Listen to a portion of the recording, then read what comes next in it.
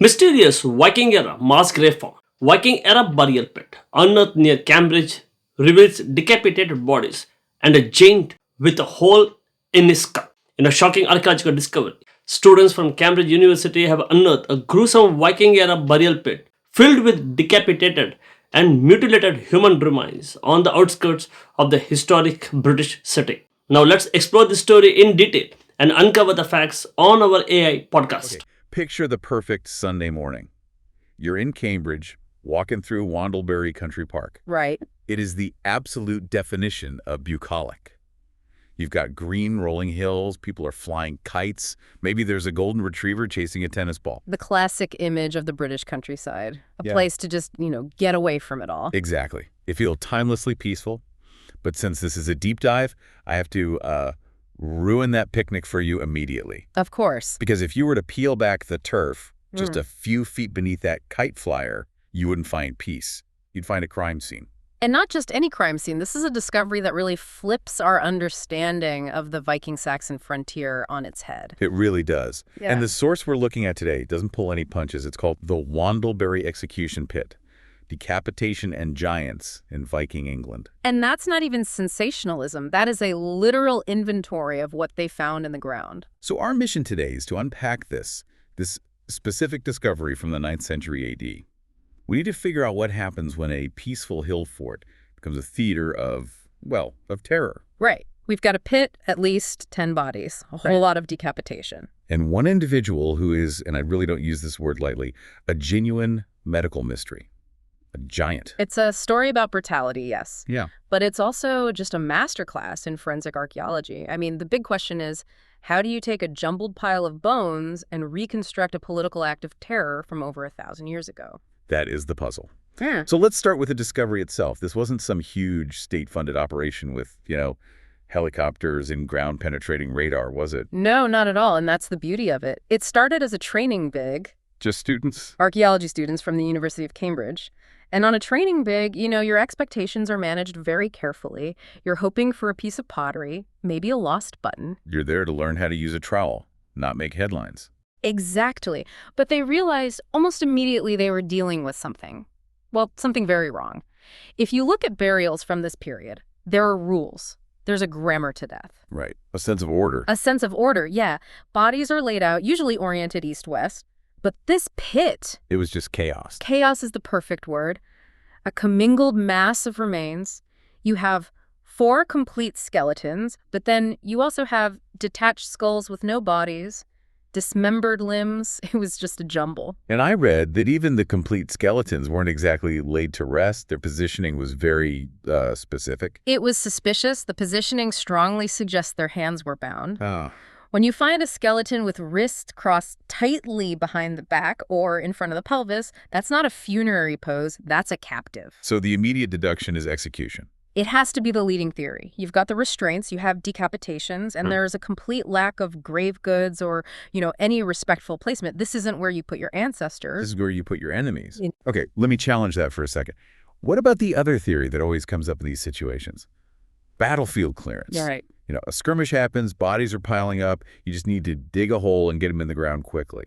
Why doesn't that fit here? It's a valid question. The heat of battle theory is always the first alternative you have to rule out. But there was this one piece of forensic evidence, something noted by Dr. Oscar Aldred from the Cambridge Archaeological Unit. This is the part that gets really dark. It really does. It shifts this from battlefield cleanup to something much, much more calculated. The trophy detail, Yeah. the weathering on the bones. It's gruesome, but it's scientifically fascinating.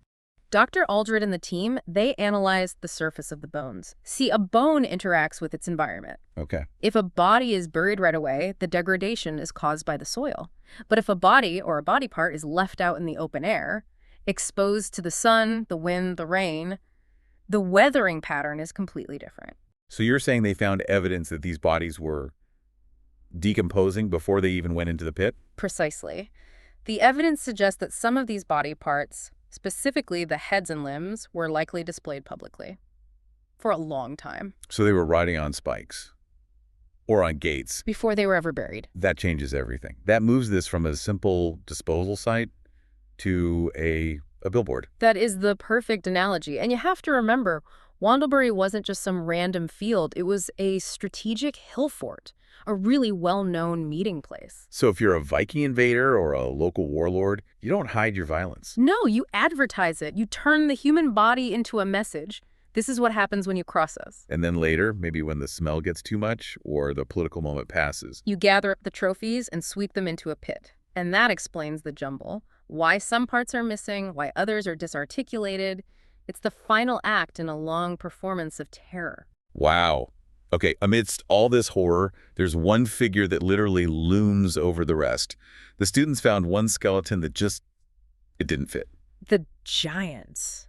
It's so rare in archaeology to find an individual who stands out so starkly in the physical record.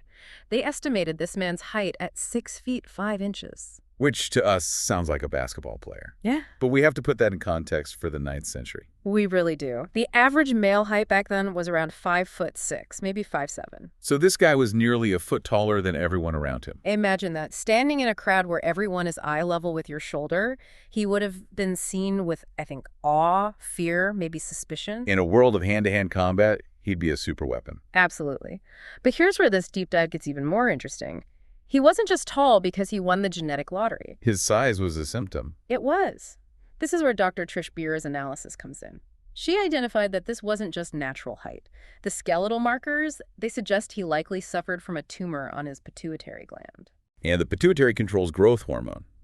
So a tumor there basically hits the gas pedal on growth and breaks the brakes. That's it. It's a condition called gigantism or acromegaly. It makes you grow to a massive size, but it comes with a heavy, heavy price. We're not talking about a superhero here. Not at all. We're talking about a man who likely had severe joint pain, intense headaches, maybe even vision problems as the tumor pressed on his optic nerves. So being 6'5" in the 9th century wasn't a gift. It was a chronic, painful burden. A burden he carried every single day. And the evidence for his suffering, and maybe the attempts to treat it, it's physically drilled into his skull. The trepanation. This is one of the most striking finds I think I've ever seen. A 3-centimeter hole in his skull. It is. Now, when I first read hole in the skull, I immediately thought, battle wound, an axe, a spear. A natural assumption. So why do they think it's surgery? It all comes down to the edges of the wound. If an axe wound killed him, the edges would be sharp, unhealed. But here, the edges were smooth, rounded. Bone remodeling. Exactly. That means healing. The hole was made while he was alive, and he lived long enough for the bone to actually start knitting itself back together. So someone intentionally drilled into this man's head. Trepanation is one of the oldest surgical procedures in human history. We find it all over the world. In this case, it was probably to relieve the pressure from the tumor, right? The headaches. That's the leading theory, an attempt to, let the demons or the pressure out. Just stop and think about that. 9th century, no anesthesia, no antibiotics, no sterile operating room. And he survived it. That's the incredible part. It speaks to a level of care, or at least a level of value placed on this person. He wasn't just discarded because he was sick. Someone invested time and enormous risk to try and save him. It adds such a complex layer of humanity. To his enemies, he was a monster. To his own people, he was a patient. And in the end, he still wound up in an execution pit. Decapitated or displayed, his end ties right back into the chaos of the time. We keep mentioning this frontier. Right, let's set the scene. Why was Cambridgeshire such a dangerous place to be in the 800s?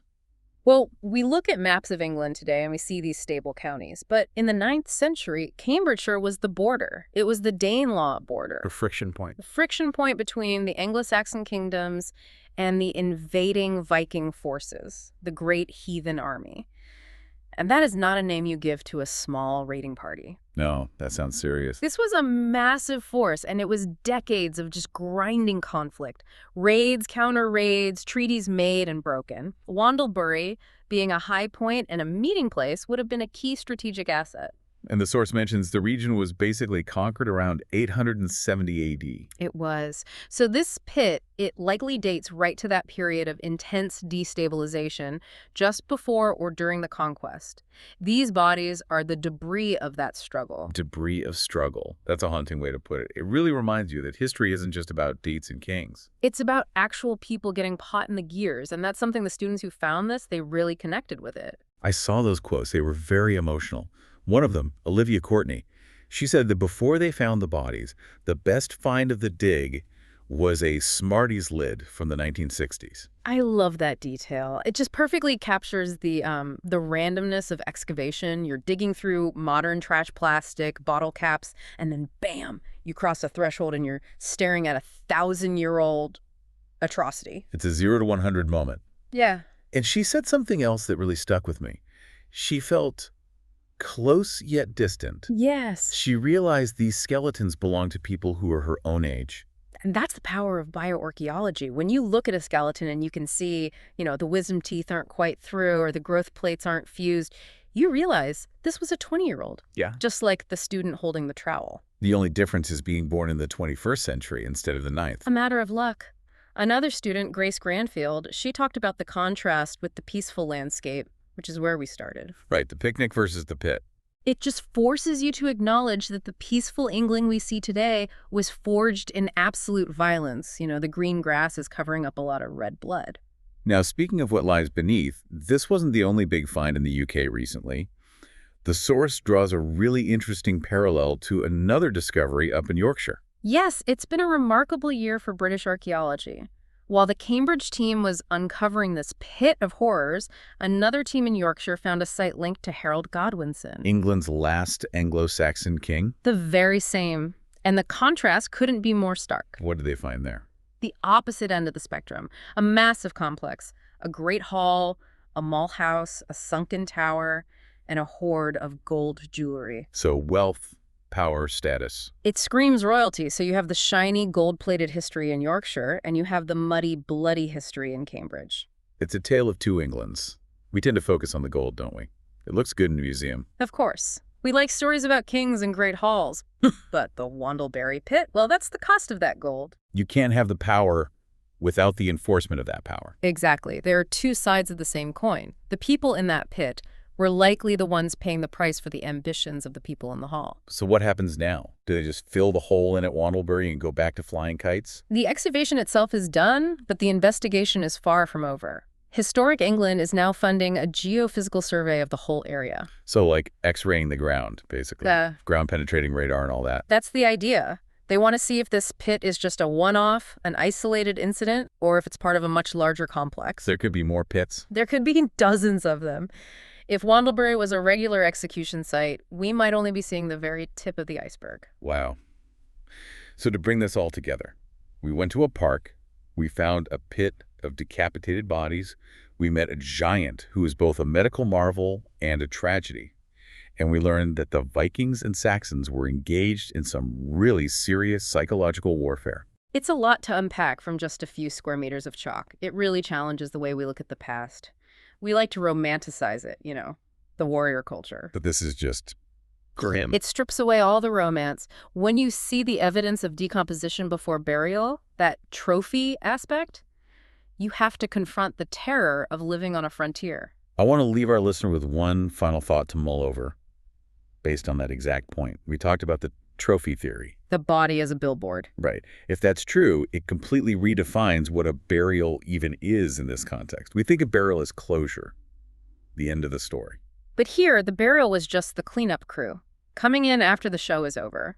The violence didn't end with death.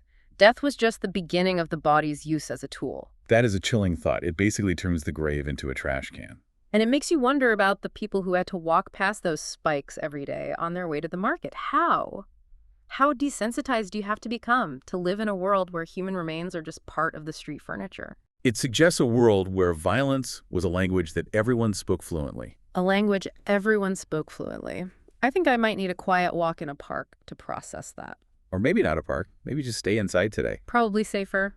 Thank you for taking this deep dive with us. My pleasure. And to you, listening, next time you see a Smarties lid in the dirt, just remember, you never know what's lying just a few inches deeper. Keep digging. Okay, one question for you. Was the Viking Age burial pit near Cambridge an execution site or aftermath of a burial battle? And who was the mysterious giant with a hole in his skull? Don't forget to comment it. Thanks.